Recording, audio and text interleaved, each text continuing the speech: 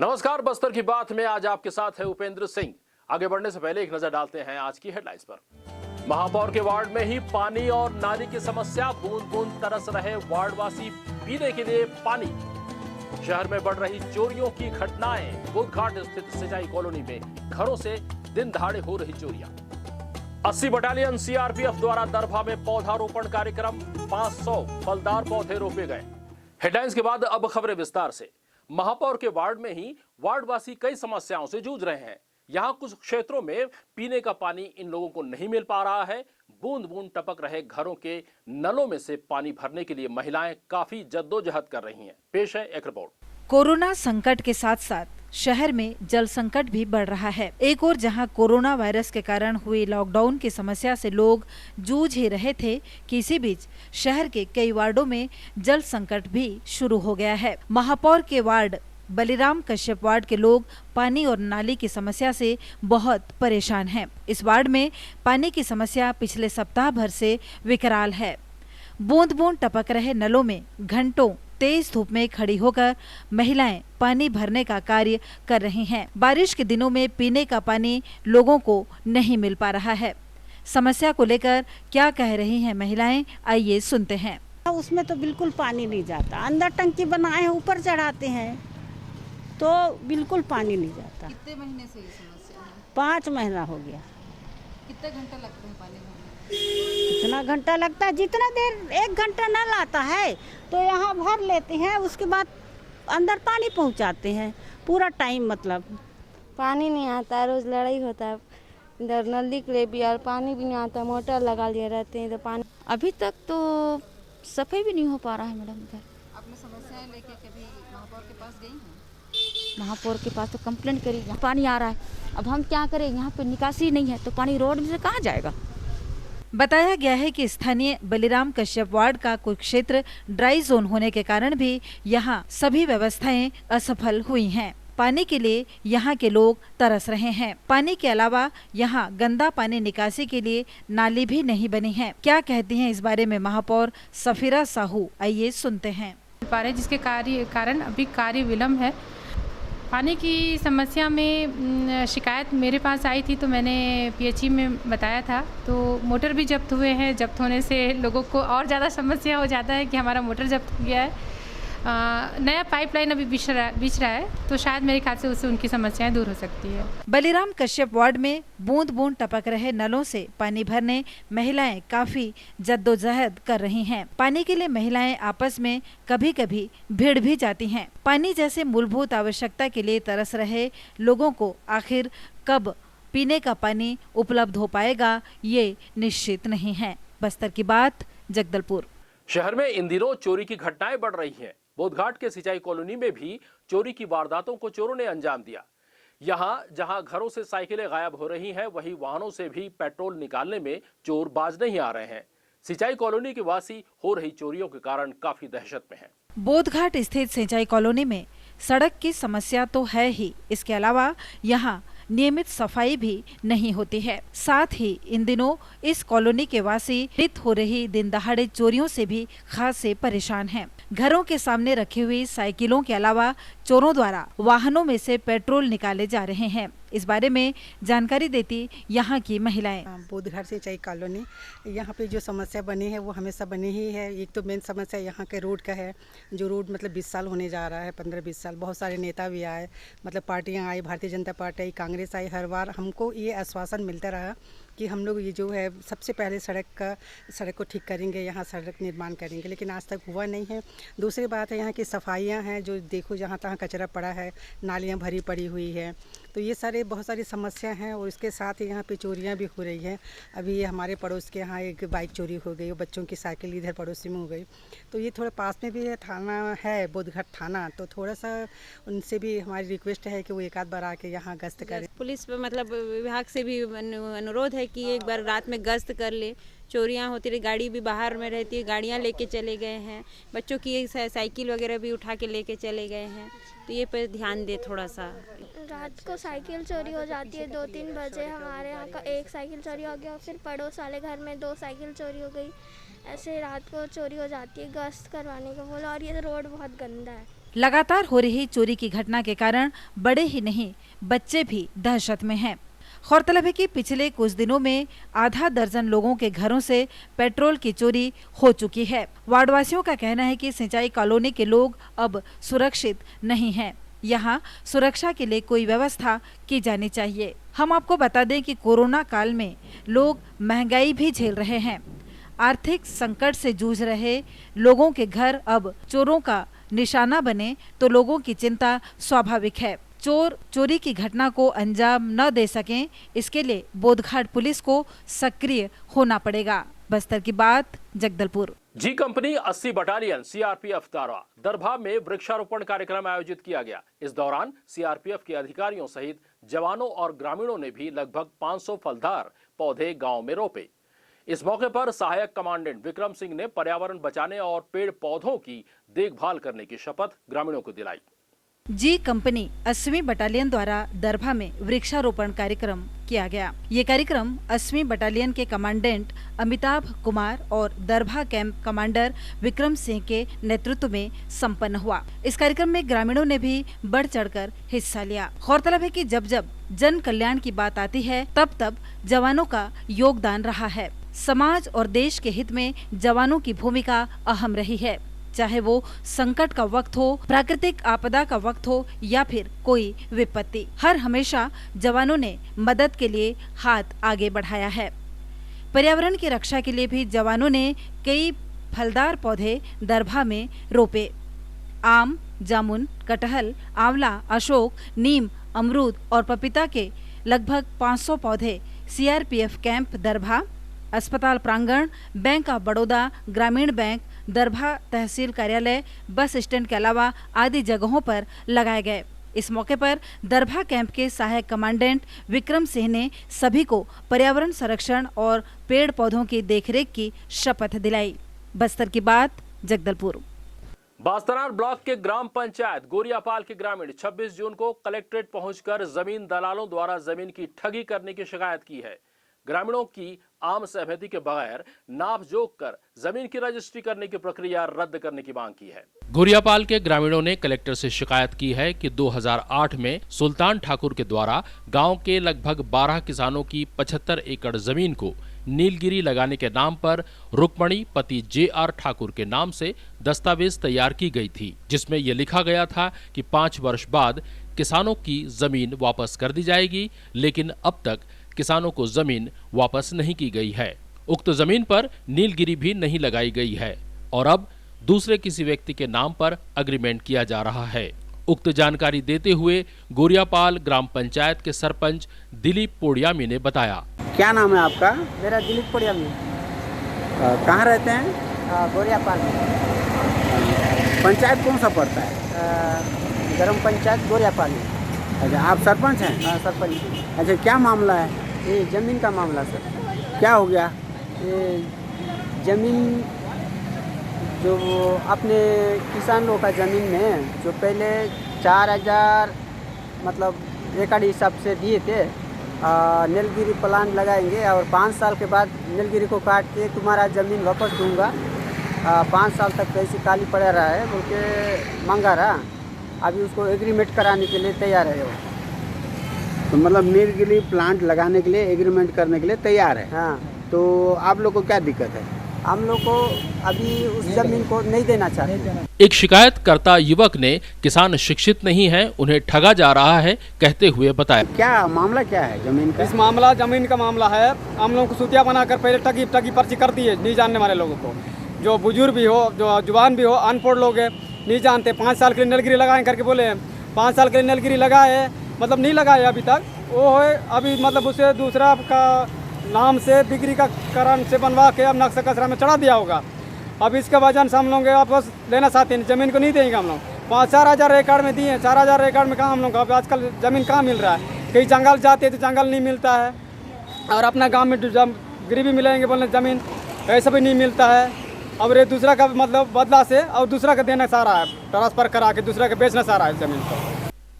गोरियापाल के सरपंच ने यह मांग की है कि सभी ग्रामीणों की सहमति से जमीन की पैमाइश की जाए और ग्रामीणों को उनकी जमीन वापस दिलाई जाए। कलेक्टर से गुहार लगाने के लिए सरपंच के साथ काफी संख्या में ग्रामीण जन कलेक्ट्रेट पहुंचे थे। बस्तर की बात, जगदलपुर। कोरोना वायरस के संक्रमण को फैलने से रोकने के लिए मास्क लगाना अनिवार्य कर दिया गया है। बीमारी की भयावहता को देखते हुए बस्तर पुलिस ने इन दिनों इस नियम का पालन करवाने में कड़ाई बरत रही है। सड़क पर लोगों के वाहन रोककर बिना मास्क लगाए लोगों पर पुलिस द्वारा कार्रवाई की जा रही है। इस श्रृंखला में पुलिस ने लगभग 50 से 60 लोगों पर कार्रवाई की है। बिना मास्क लगाए घूमने वालों पर कोतवाली पुलिस द्वारा कार्रवाई की जा रही है। बताया गया है कि कार्रवाई के दौरान लोगों द्वारा तरह तरह के बहाने बनाए जा रहे हैं। पुलिस ने ऐसे लोगों को भी अच्छे से समझाइश दी। गौरतलब है कि इन दिनों पूरा देश कोरोना महामारी के संकट से गुजर रहा है। बीमारी की भयावहता को देखते हुए सरकारों द्वारा कई महत्वपूर्ण निर्णय लिए गए हैं, जिनमें मास्क लगाना भी अनिवार्य कर दिया गया है। परंतु न केवल अशिक्षित बल्कि शिक्षित लोग भी बिना मास्क के शहर में घूमते नजर आ रहे हैं। अनलॉक 1 खुलने के बाद से ही लोगों में लापरवाही देखी जा रही है। यही नहीं, शराब पीकर भी लोग वाहन चला रहे हैं। इस संबंध में पूरी जानकारी देते एक पुलिस अधिकारी। वर्तमान स्थिति को ध्यान में रखते हुए पुलिस अधीक्षक बस्तर महोदय के आदेशानुसार यहाँ की जनताओं को जागरूक करने के लिए चौक चौराहे में बिना मास्क पहने हुए व्यक्तियों को रोक कर उन्हें समझाइश दी जा रही है। समझाइश के साथ साथ में उन्हें ये बताया जा रहा है कि मास्क लगाना अनिवार्य है। अपने अड़ोस पड़ोस में बताइए, जिस व्यक्ति के पास मास्क उपलब्ध नहीं है ऐसे लोगों को मास्क भी उपलब्ध करवा रहे हैं, और जिनके पास नहीं भी है तो उन्हें हम यहाँ चालान कटवा कर उनको जागरूक करने का प्रयास कर रहे हैं। जो बिना मास्क लगाए सड़क पर घूमते देखे जा रहे हैं, ऐसे लोगों के वाहन रोककर पुलिस द्वारा कार्रवाई की जा रही है। बिना मास्क वालों को 100 रुपए की चालानी कार्रवाई की गई। एक दिन में पुलिस ने लगभग 50 से 70 लोगों को बिना मास्क के पकड़ा। बस्तर की बात, जगदलपुर। इंदिरावती बचाओ अभियान के सदस्यों के साथ प्रशासनिक अधिकारियों ने इंदिरावती नदी तट पर वृक्षारोपण के तहत 27 जून को जेल परिसर में पौधारोपण कार्यक्रम किया। इस दौरान पद्मश्री धर्मपाल सैनी के साथ कमिश्नर आईजी और कलेक्टर ने मुनगा के पौधों का रोपण कर कुपोषण को दूर करने का संदेश दिया। बस्तर की जीवनदायिनी इंदिरावती नदी तट पर वृक्षारोपण अभियान के अंतर्गत 27 जून को केंद्रीय जेल परिसर जगदलपुर में वृक्षारोपण किया गया। गौरतलब है कि इस वृक्षारोपण कार्यक्रम में इंदिरावती बचाओ अभियान दल के सदस्यगण भी सक्रियता से भाग ले रहे हैं। पौधरोपण कार्यक्रम में पहुंचे अतिथियों का इंदिरावती बचाओ अभियान दल के सदस्यों के द्वारा स्वागत किया गया। इसके पश्चात जेल परिसर में एक कतार में मुनगे के पौधों का रोपण किया गया। साथ ही पूरे परिसर में विभिन्न फलदार वृक्षों के पौधे रोपित किए गए। इस दौरान पद्मश्री धर्मपाल सैनी ने कहा, देखिए, इंदिरावती को बचाने, उसको सदा निरा रखने के लिए जो हम लोगों ने पदयात्रा की थी, उसके अंतर्गत ये भी एक महत्वपूर्ण कार्यक्रम है। और ये बहुत ही प्रसन्नता की बात है कि जनता और शासन सब एक होकर के यहाँ पर कार्य कर रहा है। और मुझे लगता है कि ये जो कार्यक्रम है, ये इसका जो अगला चरण होने वाला है, इस कार्यक्रम सदा निरा इंदिरावती के साथ में जो एक बड़ा कार्यक्रम होने वाला है बोध घाट वाला, वहाँ तक इस कार्यक्रम को ले जाने की बात है, जिससे कि दक्षिण बस्तर का खास करके जो हिस्सा है वो एक तरह से लहला उठे, शिकारी युग से कृषि युग में, औद्योगिक युग में पहुँचे। इस शुभकामना के साथ में हम लोग ये कार्यक्रम चला रहे हैं। संभाग आयुक्त अमृत खलको ने अपने विचार रखते हुए कहा, राज्य शासन ने 2-3 चीज़ें कहा है। एक तो जो पेड़ हैं उसको बचा के रखना है, पहले से जो वृक्षारोपण हुए हैं, और नए सिरे से भी वृक्षारोपण करना है।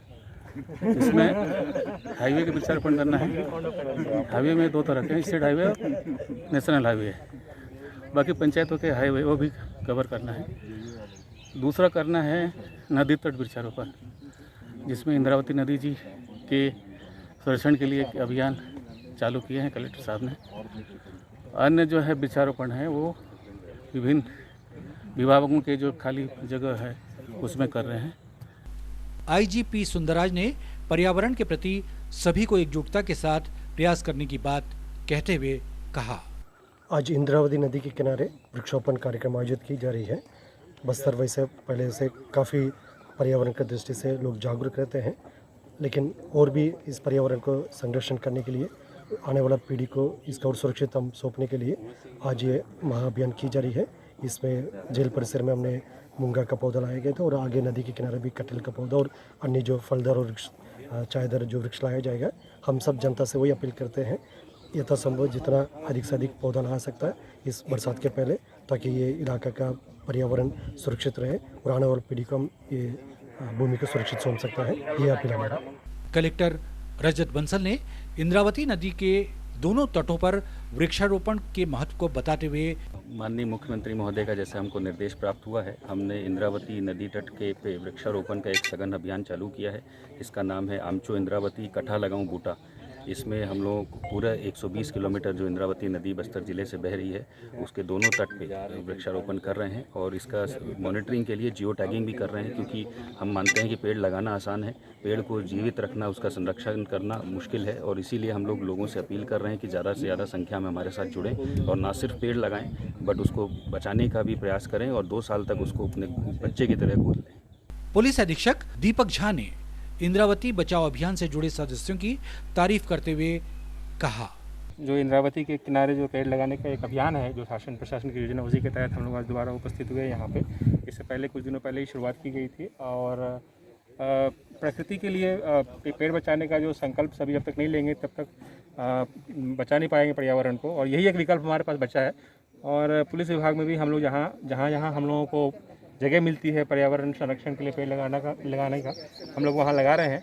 और जब तक अधिकारी और जो यहाँ के जनप्रतिनिधि हैं, जो और भी जो ऐसे NGOs हैं जो कंधे में कंधा मिला के साथ में प्रशासन के साथ चल रहे हैं, वो साथ नहीं होंगे तब तक हम इस अभियान में सफल नहीं हो पाएंगे। इंद्रावती बचाओ अभियान के सदस्य संपत झा ने कहा, बस्तर वासी 14 दिन का पदयात्रा किए थे, उसके बाद हम लोगों ने पौधरोपण जारी रखा था। इस वर्ष भी जिस प्रकार से जिला प्रशासन पौधरोपण लोग को लेके जो इंद्रावती के तटों पे अपना वर्क कर रहा है। इंद्रावती बचाओ अभियान से जुड़े सदस्यों के साथ अधिकारी कर्मचारियों ने केंद्रीय जेल परिसर में वृक्षारोपण किया। उपस्थित सभी लोगों ने इन पौधों को वृक्ष बनने तक देखरेख करने की ध्यान देने की बात कही। बस्तर की बात, जगदलपुर। बस्तर जिला कांग्रेस ने मोदी सरकार के द्वारा निरंतर पेट्रोल और डीजल की कीमतों पर वृद्धि किए जाने को लेकर विरोध व्यक्त करते हुए स्थानीय संजय बाजार के समक्ष सोमवार को एक दिवसीय धरना प्रदर्शन किया। इस दौरान सांसद, विधायक और कांग्रेसी नेताओं ने प्रधानमंत्री नरेंद्र मोदी की सरकार को जन विरोधी बताते हुए गंभीर आरोप लगाए। इस दौरान सांसद दीपक बैज ने बताया, आज केंद्र सरकार के विरोध में, महंगाई के विरोध में एक दिवसीय धरना प्रदर्शन आयोजित किया गया।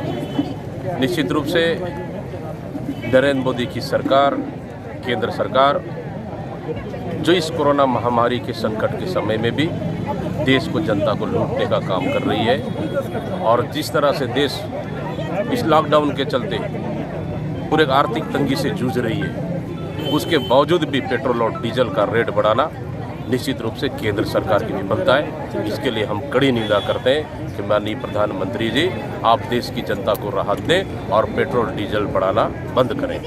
धरना में मौजूद कांग्रेस के ग्रामीण जिला अध्यक्ष ने केंद्र सरकार को किसान विरोधी बताते हुए कहा, आज प्रदेश कांग्रेस कमेटी के अध्यक्ष जी के निर्देश में आज हम बस्तर जिले के जगदलपुर संजय मार्केट में डीजल पेट्रोल के मूल्य में वृद्धि को लेके कांग्रेस के सभी युवा कांग्रेस, सेवा दल, महिला कांग्रेस सब मिल के आज उस मूल्य को वापस लेने के लिए यहाँ पे धरना प्रदर्शन किए हैं। शहर जिला कांग्रेस अध्यक्ष राजीव शर्मा ने कहा, जहां एक और देश में कोविड-19 कोरोना का संकट चल रहा है, लगातार देश में आंकड़े बढ़ते जा रहे हैं। प्रतिदिन 15 से 20 हज़ार संक्रमण की दर बढ़ती जा रही है, मृत्यु भी लगातार होती जा रही है। ऐसी स्थिति में जहां केंद्र सरकार को जनता को राहत देने की जो घोषणाएं की हैं, उनको पूर्ण नहीं किया जाकर अचानक इस 3 महीने में लगातार जो पेट्रोल और डीजल के दरों में वृद्धि की जा रही है, साथ ही केंद्रीय उत्पाद शुल्क में जो वृद्धि की जा रही है, उससे निश्चित रूप से आज जनता में हाहाकार मच चुका है। जनता परेशान हो चुकी है, जनता को स्वास्थ्य से लड़ रही है, संक्रमण से लड़ रही है। इस और महंगाई का अचानक बढ़ जाना निश्चित रूप से केंद्र सरकार की ये गलत नीति का शिकार हो रहे हैं। ना कोविड-19 के संक्रमण को लेकर नियंत्रण के लिए केंद्र सरकार ने कोई नीति बनाई। 3 महीने के लिए लॉकडाउन कर दिया। प्रत्येक लॉकडाउन में बोले कि इसके बाद खुल जाएगा, इसके बाद अच्छा हो जाएगा, लेकिन देश की स्थिति लगातार बिगड़ती जा रही है। वहाँ महंगाई को नियंत्रित किया जाना चाहिए। जनता को स्वास्थ्य और राहत को देने के लिए अच्छी नीति बनाई जानी चाहिए। इस चीज़ को लेकर आज बस्तर जिला कांग्रेस कमेटी के द्वारा पेट्रोल और डीजल के मूल्यों में वृद्धि को लेकर 1 दिवसीय धरना दिया गया है, जिसमें हमारे ऑटो ड्राइवर, परिवहन संघ के व्यवसायी, परिवहन संघ के चालक, ये सारे लोग उपस्थित हुए और उन्होंने सिर्फ एक ही बात बताई कि हमारा परिवार जीविकोपार्जन कठिन हो गया है, हमारे लिए आत्महत्या करने के अलावा कुछ नहीं है। जहां एक और हम स्वास्थ्य से लड़ रहे हैं, कांग्रेस जनहित की लड़ाई में ऐसी संकट काल में, ऐसी विषम परिस्थिति में धरना देने के लिए मजबूर हो रही है। संपत्ति कर आधा, वृद्धा पेंशन बढ़ाने व बेरोजगारी भत्ते की मांग को लेकर सरकार की वादाखिलाफी के विरोध में भाजपा पार्षद दल द्वारा धरना प्रदर्शन किया गया। इस दौरान भूपेश सरकार की वादाखिलाफी के विरोध में 400 घरों में धरने पर लगभग 2000 कार्यकर्ता बैठे। विधानसभा चुनाव के दौरान कांग्रेस के द्वारा जारी घोषणा पत्र एवं वादों की अनदेखी से आक्रोशित भाजपा ने आज अपने अपने घरों के सामने सांकेतिक धरना प्रदर्शन किया। इस दौरान भाजपा प्रदेश महामंत्री सुभाष कश्यप ने कहा कि हर मोर्चे पर कांग्रेस सरकार विफल है। संजय पांडे ने कहा कि प्रदेश की विधवा निराश्रित महिलाओं को 1000 से लेकर 1500 रुपए देने का वादा सरकार द्वारा किया गया था। नेता प्रतिपक्ष का आरोप है कि सरकार इस पूरे मामले में उदासीनता बरत रही है। बस्तर जिला के मार्गदर्शन में और भारतीय जनता पार्टी पार्षद दल की मुहिम को आज नगर की जनता ने व्यापक जन समर्थन दिया है। 1.5 वर्ष पूर्व जब कांग्रेस चुनाव में जा रही थी तो अनेक लोग लुभावन वादे जन घोषणा पत्र में किए। पब्लिक विश्वास नहीं करती थी, इसलिए गंगा जल हाथ में लेकर कसम खाना पड़ा। परंतु जब सत्तासीन कांग्रेस सत्ता में आने के बाद उन वादों पर अमल करते हुए कहीं भी नहीं दिखी। जन जन से जुड़ा हुआ विषय है संपत्ति कर। हर घर में संपत्ति कर होता है। इन्होंने वादा किया था कि न्यूनतम 50% संपत्ति कर कम करेंगे। न्यूनतम, अधिकतम पूरा भी माफ़ कर सकते थे। कोरोना काल है, APL BPL सारे परिवार दुखी हैं, आर्थिक स्थिति से जूझ रहे हैं।